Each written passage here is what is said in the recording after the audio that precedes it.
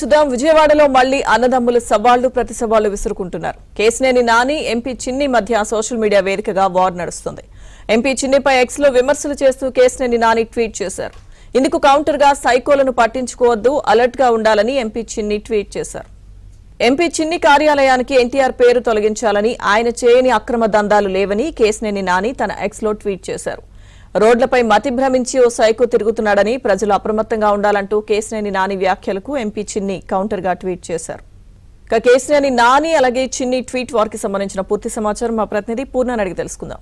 పూర్ణ, మరోసారి ఎక్స్ వేదికగా tweet war అయితే కొనసాగుతుందని చెప్పుకోవచ్చు. ఏదైతే సోషల్ మీడియా వేదికగా పరస్పర ఆరోపణలు అయితే చేసుకుంటున్న పరిస్థితి నెలకొంది. ఏదైతే నిన్న వర్షా కంపెనీతో విజయవాడ ఎంపీ కేశినేని శివనాథ్ సంబంధాలు ఉన్నాయంటూ కేశినేని నాని ముందుగా పోస్ట్ చేయడం జరిగింది.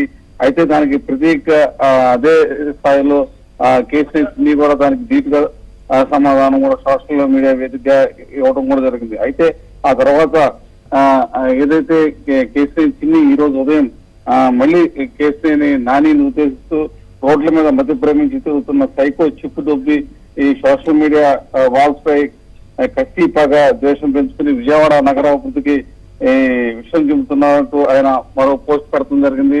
ఇది రాజకీయ వర్గాల్లో పాటు ఇటు విజయవాడలో స్థానికంగా తీవ్ర సంచలనం కూడా కలిగించిందని చెప్పుకోవచ్చు. అయితే ఏదైతే పోస్టులు పెట్టిన నేపథ్యంలో మొత్తం అటు విజయవాడతో పాటు స్థానిక రాజకీయాలలో కూడా అంత చర్చనీయాంశంగా మారిందని చెప్పుకోవచ్చు. ఎందుకంటే ఇద్దరు అన్నదమ్ముల మధ్య మళ్ళీ మరోసారి వారు బిగినైందని చెప్పి కూడా మొత్తం కూడా రాజకీయ విశ్లేషకులు అందరూ కూడా చెప్పుకుంటున్న పరిస్థితి నెలకొందని చెప్పుకోవచ్చు. ఎందుకంటే ఏదైతే ట్విట్టర్ వేదికగా వీళ్ళంతా కూడా ఈ పోస్టులు పెడతాం పట్ల అన్నదమ్ముల మధ్య మరోసారి వైరం మొదలైందని చెప్పుకుంటున్నారు.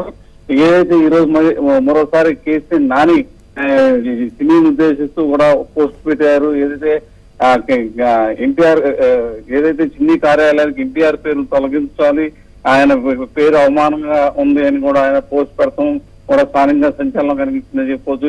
వీటి మీద రాజకీయాల్లో అందరూ కూడా రాజకీయ నాయకులందరూ కూడా దీని మీద సర్వత్రా చర్చించుకుంటున్న అంశం అయితే ప్రధానంగా కనపడుతుందని చెప్పుకోవచ్చు.